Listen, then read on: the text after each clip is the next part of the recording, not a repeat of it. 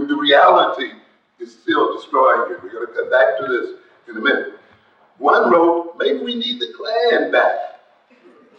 Of course, they haven't gone, really. And he described himself as a veteran, a voter, and a taxpayer.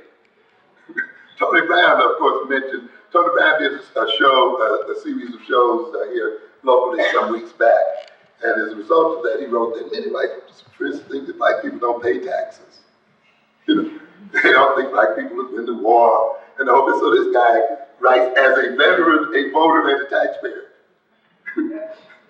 Somehow, you know, we don't do these things. Raising the specter of racism in education, the task force, that is the task force that wrote the report, said New York's history courses overemphasize the contributions of white Europeans and minimize the accomplishment of minorities and largely ignores wrongs committed by whites against others. Critics accuse the task force of trying to drive a wedge between the races. What a game. Oh, we've been together all this time, I guess. They say the state's education leaders should be more concerned with crumbling schools, high dropout rates, and drug addiction, as if these things are not related to the other things. Columnist George Will ended the report, called the report Affirmative Action Run Amok. He said the perverse attempts to purge American culture of Eurocentrism ignore the fundamental truth that the central ideas behind American institutions come from Europe. Says that's exactly the point. They come from Europe. I think the report should be thrown away. Diane Ravitch, a history professor at Columbia University's Teachers College, the premier teachers college, right? The one that you're all so proud to get your degrees from. The American Federation of Teachers President Albert Shanker, condemning the report's finding, labeled it the Sobol report. That is the commissioner, state commissioner. A recent profile of Governor Mario Cuomo in New York Magazine cited the report in dismissing the Sobol as one of Cuomo's less than brilliant commissioners, and so forth.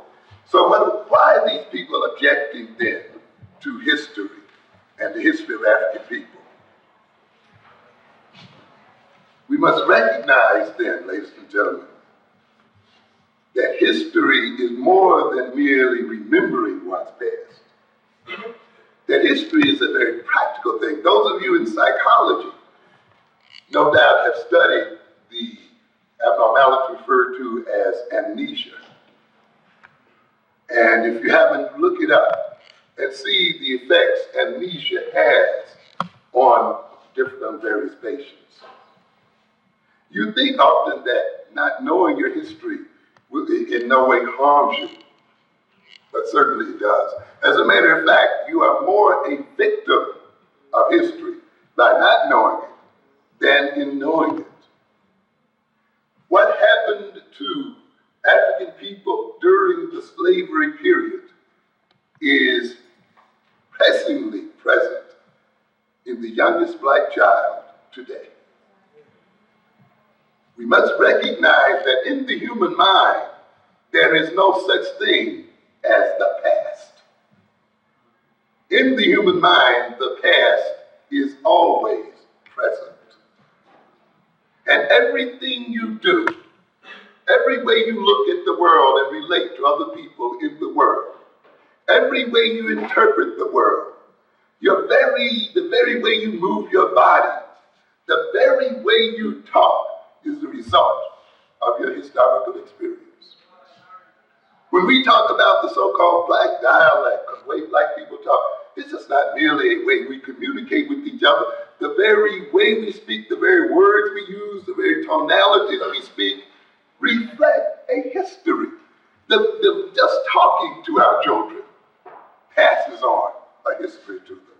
No matter what you are saying, your very voice represents the historical experience. I will talk a bit later on then to have you understand that the psychology of our children is different from that of the psychology of white children. The psychology you are studying in this college are incorrect and are going to make you dumber. And in many ways, with all your good intention, send you out to cripple these children and to cripple black people as a whole. Because the psychology of a people, just as the psychology of an individual, develops from the experience of that people, as they develop from the experience of the individual. To understand your own individual psychology, a person must understand your own history and experience. They cannot take the psychology of another person based on their history and experience and explain yours.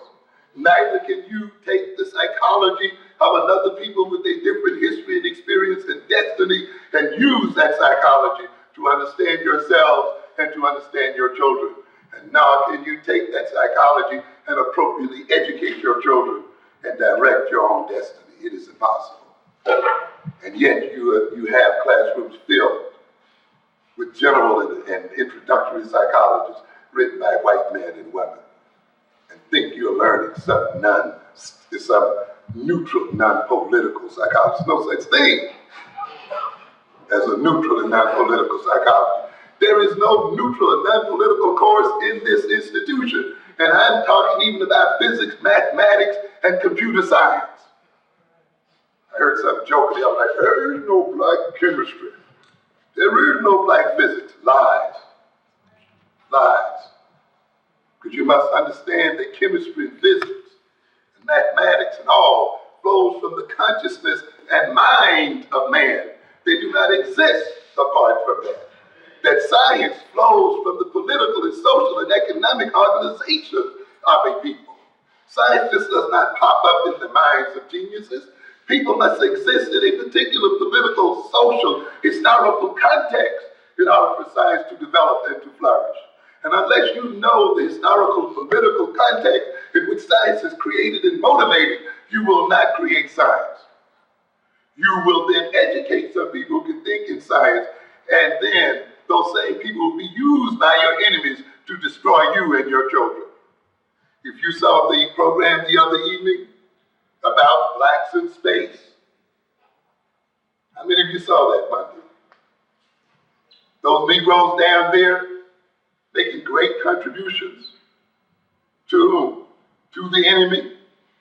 So that enemy taking advantage of those advanced cameras that they invented, taking advantage of the moon vehicles and so forth they invented, can from 500 and 600 miles out in space rain death and destruction on black people on this earth. And therefore, if you do not prepare the appropriate economic and political circumstances in which your children are to operate, they will be hired and be used to destroy you as an individual and to destroy you as people.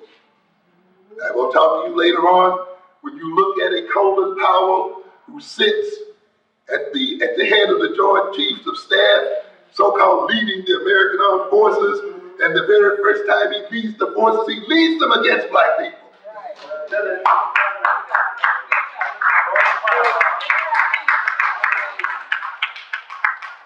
How many of you saw 60 Minutes last week? Yeah. How many saw this colored lady sit there and defend racial discrimination? As a result of investigation in New York State, 2 black people exposed activities by major employment agencies, I mean tons of them in the state, who were through code discriminating against black people.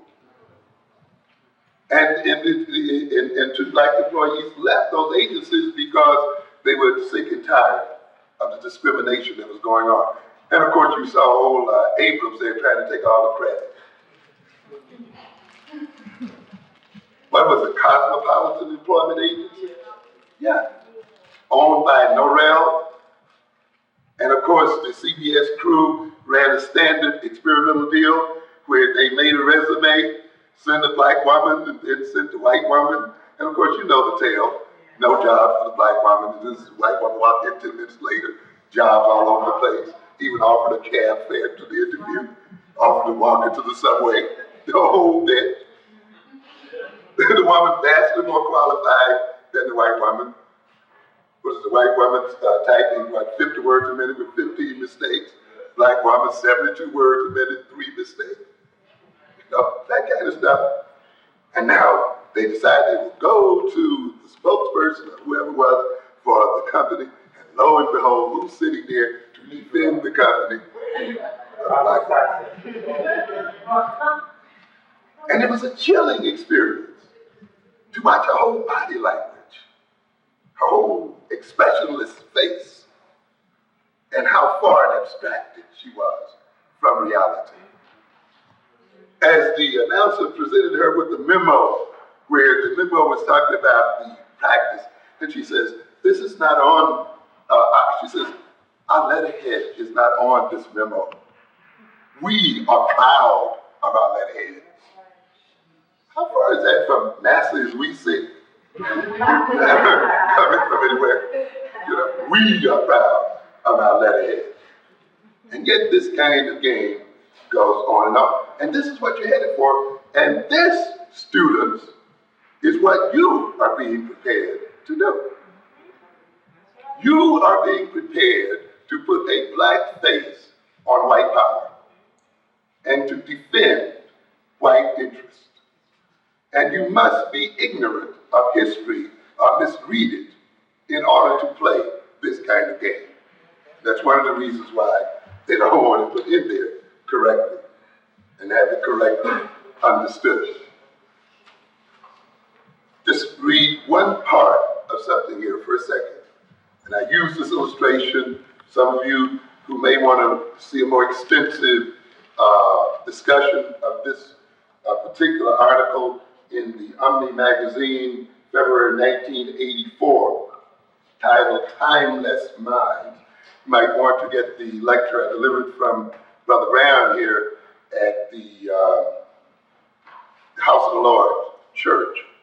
What was it, 2 Wednesdays ago, I believe, where I talked about it. And then I discussed it more extensively at African Echoes over a year ago, and Brother yourself probably can cue you in on that. I'm just going to read only a fraction of this because it's so filled with meaning. It reads, when I wake you, the past will be gone. Dr. Bernard Aronson of the New Jersey Neuropsychiatric Institute told a deeply hypnotized student. We discussed in that lecture I just mentioned in the House of the Lord about the fact that we as a people are in a chronic state of hypnosis. You're in hypnosis right at this moment. These classes that you're going to are hypnotizing you. And I talked about what hypnosis meant, and I impressed upon the people the fact that